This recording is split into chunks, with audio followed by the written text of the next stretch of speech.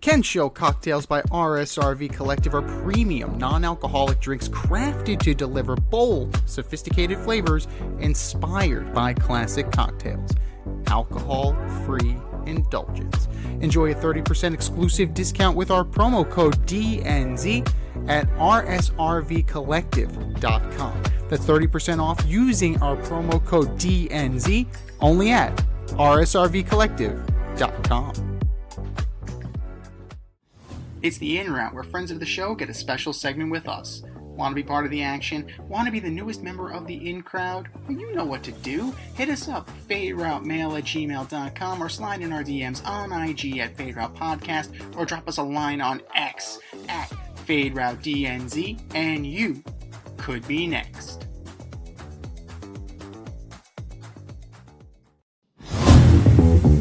Part 2 of our interview with WWE legend D'Lo Brown starts right now. If you missed part 1, you know what to do. Check out this week's episode of the Fade Route with D and Z. So, from one of the premier wrestling events of the year over to the Premier League. Now, we know that you're a huge Liverpool supporter. So, yes, sir. They were, they're still in Champions League contention. So they're still they're still in the Prems, they're still hanging in there despite winning the whole thing last year. So what do you make of the whole Mo Salah, Arne Slot situation, and how much do you think that's contributing to the relative down year for Liverpool? It's a really down year for Liverpool, and I don't know if Slot's going to make it through the year. He last year we won it all, but that was all with Klopp's players and techniques, and now it seems like Arne Slot's getting his own thing going, and we're not meshing. The team is not in good form, and you can see it out there. Just this past weekend, to be down 2-0 and to tie it up 2-2 and then give up a late goal to lose the game. Losing games late is a product of coaching, not talent, and I don't know if Slot's going to make it. Yeah, especially once you have a high-profile name with Xabi Alonso out there, and You've seen it this year in the Prems. Man U, quick on the trigger. Chelsea, quick on the trigger. And that's it. The Prem is no longer, we're going to give a manager 2 years to prove himself. You got about 20 games now to really, you really got 20 or 30 games to set the tone. And if not, there's too many good managers out there sitting at home right now waiting for spots. It's true. I mean, you think about it, even if you wait for the end of the year, Thomas Frank said he's probably not going to be back at Tottenham. You have Glasner from Crystal Palace. You're going to have plenty of coaching talent there. And, do you think they make a move? Do you think that as far as, personnel wise, it's not meshing? Do you think they're going to side with the players, or are they going to side with Slot here? I will put it like this. If Liverpool finishes outside of Champions League play, so 7th or down, Slot's gone. There's Klopp has laid a standard of what Liverpool football is, and if you can't live up to that, we're going to the next guy to see it. That's just the burden of being good. The burden of winning 2 league titles and finishing second 4 times, winning the Champions League, winning every piece of silverware there is over the last 10 years. That is now the standard. Liverpool cannot be below 5th in the Prem table. They can't be. It's just the standard. It's like the New York Yankees. They don't compete for division titles. They compete for world titles. Yes. And right. That's the mindset that is permeated through that building. And the minute you're less than that standard, they're looking for the next guy to uphold that standard. That's fair, because then otherwise you end up like Arsenal. You end up as bottlers, and you just trust the process. How many times? And you never want to, and you don't want to be bottlers. You don't want to be mid-table. No. And those are the two death knells in Premier League football. Is to be someone who can't finish it, or just lives between 7 and 14. And you just don't want to be there. That's instant death for a fan base, for a franchise, for a collective, you can't live there. As an Everton supporter, I totally agree with you. Oh, that's my life, man. I'll leave it at that. It's not a good place to be in. Being mid is not fun.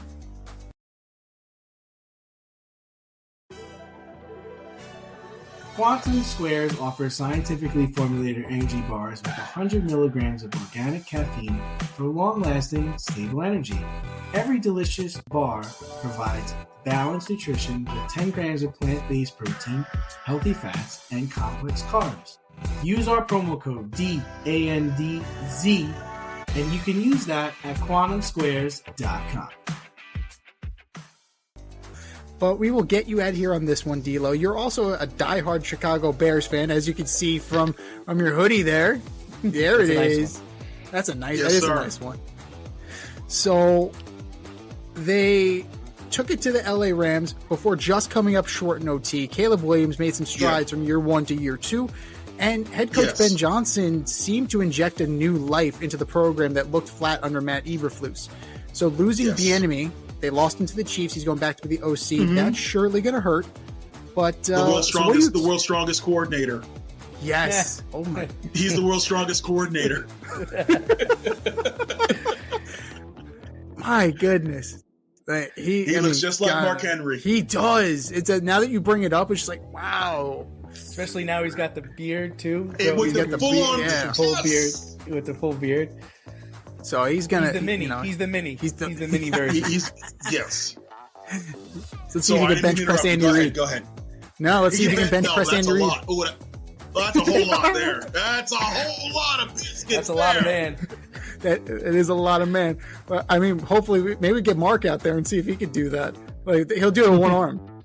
That's Mark Henry for you. Yes. So D'Lo, what do you expect from the Bears next year, and what moves would you make if you were Ryan Poles? Well, I expect the Bears. I'm not gonna spill Kool-Aid all over and go, we're gonna win a Super Bowl next year. It's too hard to win a Super Bowl. It's not easy. I do suspect and expect the Bears to compete for the division and to make a step closer to the NFC Championship game, contingent on we need rush in, like we need a pass rusher in the worst possible way. Our defense created a lot of turnovers, and that was more from happenstance instead of constant pressure. Although, ironically, with the Rams game, we put tons of pressure on Stafford, which is crazy. Oh, yeah. I hope we get, everything should be on defense this year because I think the offense is looking good. Between Luther Burden and Dropsy Adunze and Colston Loveland, and I think we've got a lot going on offensively. I think our O-line is looking good. I think our needs are DN, tackle, safety, and more speed at the linebacker position. And I think if we get those things locked down, whether it be through the draft, free agency, or a trade of some sort, Max Crosby, I think those things are going to be the things going to help the Bears hopefully get over the hump and compete again for the NFC title. Yeah, you just don't want to become the Lions. You don't want to be the team that gets the NFC Championship game and then don't even make the playoffs next year. No, like bro. Caleb's your guy, right? Caleb's your guy? Come on, Iceman. Nice. Yeah. Come on, man. That touchdown, that's cemented. That Komet touchdown? Fadeaway touchdown passes. That's it. Fadeaway touchdown passes. If you didn't believe in Caleb Williams, and most people did, but about halfway through this season, if you didn't start believing in that young man's talent, then something is wrong with you. Yeah. Because I don't care if he doesn't play well for 3 quarters and 10 minutes. Something about the last 5 minutes of a quarter in the fourth quarter, I don't care. That's when I want my quarterback good. That's when I want my quarterback to make the right decision. That's what I want my quarterback to I just need him to keep playing like he's playing. He needs to work on his accuracy a little bit. Right. Because I will say this all day long. Right now, Caleb makes the hard look easy and the easy look hard. That's right. And what I mean by that is he'll throw a dime backpedaling from the 50-yard line to call commit to tie it, but sometimes he'll sail a flat route. Flat route, yep. Or an out pattern. Way over the person's head. If Caleb will increase his accuracy by 5%, that's 50 more catches. 50 more catches the Bears are playing next weekend in the Super Bowl. You're not wrong. I think a lot of it has to do with Ben Johnson just trying to get a better sense of how to be a coach, because I think a lot of times he was figuring it out late what defenses were doing to them. Mm-hmm. And then once he figured it out, he's like, oh, okay, we could just do this. And then all of a sudden, that's why they had a lot of second half, comebacks, and they played well in the fourth quarter. You could see our team was a halftime adjustment team. Yep. Yeah, 100%. Not just learning on the job. Every game this year, they played better in the second half than they did in the first. And that's coaching. Right. We just need that coaching to have that game plan to start the game on fire and then have such a good lead we can coast to the end, not turn it on with 7 minutes to go down by 10. Very competitive division, though, the North, because you got to figure the Vikings will be back. The Vikings are going to be back. Good. Well, I don't know about the Vikings with JJ Glass. I don't know. I like your nicknames for all these guys. I don't know. I think they wish they still had Sam, right? Yeah. If Sam Darnold was with the Vikings, they'd be in the Super Bowl. Like, it's that easy. Yeah.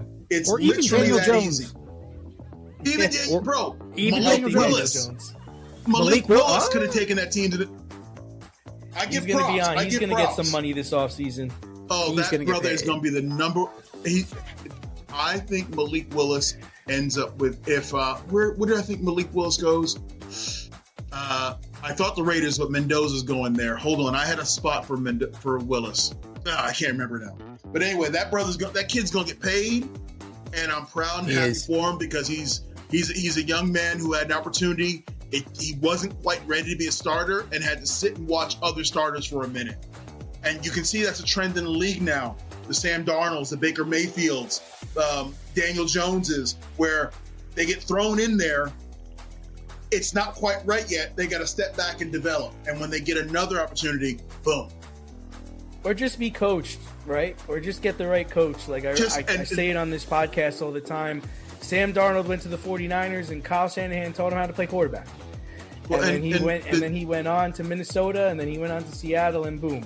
And I think the same thing with Willis. I think he went to the Packers, and I don't like LaFleur, but he taught him how to play quarterback.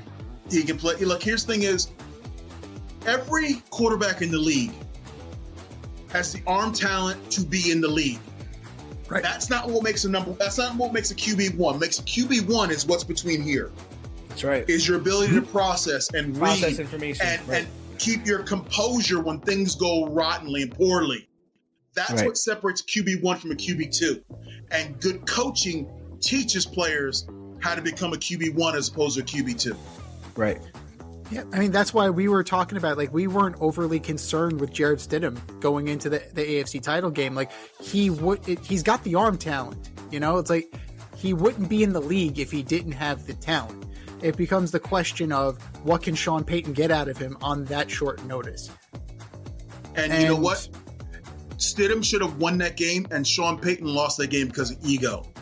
Yep. Because Sean Payton lost that game because he said, I can have any quarterback win. And if they'd have gone for that easy field goal before the weather went south, now it's a 10-10 game, they might still be playing. Right. But he's tried to get cute and be like, I can coach any quarterback. Yeah. Yeah. That was the Sean Payton problem there. For sure. It's been bothering me for a long time. Coaches are allergic to taking the sure points. Like, take the points. Take it. It's okay. Look, I'm a little concerned with Ben Johnson. I can't tell how many times we turned down 35-yard field goals to go for it on 4th and 1 and not get it and end up losing the game, by 3 or 6 points, and we could have easily been tied or ahead. Yeah, that was that one play. It was a 4th and 4. It was on like the 2-yard line. You're telling me Cairo Santos can't kick a 12-yard field goal? Like, come on, bro. I could kick that field goal. I could kick that field goal. Sometimes 3 points taking the points is the victory. And I said it. I was texting a friend, and when Stidham was 4th and 2 on that play, and I was like, when he didn't get it, I was like, watch the game turn on a dime right now, because instead of feeling good about that drive and finishing with 3 points, now Stidham is feeling bad, and the next series came out and pushed too hard, and there was the fumble because he was trying to make something out of nothing, and the game spiraled out of control. You know, and you gotta take the game as it comes to you, and get the points when needed. 100%. I mean, it's growing pains of a coach, you know. But you know what? Yeah. We mentioned the Super Bowl already. It's in 2 weeks. Patriots, Seahawks. Can we get a prediction from D'Lo Brown? What do you got? My football brain tells me the Seahawks win this. But I have this feeling the Patriots are going to just win it again. And that bothers the hell out of me. There's a lot of that going around. That bothers the hell out of me. There's a lot of that going around. Like, how about a franchise suck for more than 2 years, okay? Like, really be bad for 10 years. Got their You franchise have the greatest quarterback. Yes, you got They the got greatest quarterback everything. of all You got time. a coach. They got a good You got a coach. coach. They got a you got coach. a defense. They're ready and you to got a rock young and roll. quarterback. They're ready It's to rock Brady and roll. 2.0, and that bothers me. No Patrick Mahomes, no Burrow, no Lamar Jackson, coasted right into the Super Bowl. And they also whiffed on Mac Jones. Like, we have to take that into account. Yes, because Mac Jones is another dude that one found himself. That's right. Yeah, that's right. He's going to make himself a good chunk of change. Yeah, I have this haunting feeling we're going to see the Patriots raising the trophy again. Oh, my man. You are not alone, D'Lo. You're absolutely not alone on that. There's plenty of people who are putting their Chiefs jerseys away and they're putting their Patriot jerseys back on. You know how it that's goes. the same fan base. Well, D'Lo Brown, WWE legend, Aces and Eights, Nation of Domination, Eurocontinental Champion, first ever, beat Jeff Jarrett to it. D'Lo, thank you for coming on, brother. And if you want to be a member of the In Crowd, if you want to join the In Route, hit us up, faderoutemail@gmail.com, slide in our DMs on IG at Faderoute Podcast, and drop us a line on X at FadeRouteDNZ, and you could be next. So, D'Lo, what do you have going on, and where can our listeners find you? You can easily find me on X at D'Lo Brown 75. I used to say I was the only verified D'Lo, but for $9, anybody can buy the blue check. And you can find me on Instagram at D'Lo Brown LFC, and we all know what the LFC stands for. And on those places, I talk Bears football, Liverpool football. I'll talk about what's going on in wrestling, and keep you updated on where I'm at, what I'm doing, where I'm going. So hit me up there. Don't be afraid to shout out, because I will definitely I'll answer any questions you drop in my DM. So give me a shout. Awesome. And just scream, you better recognize every time you see me. Better recognize. Oh, you know we recognize. Yes, we do.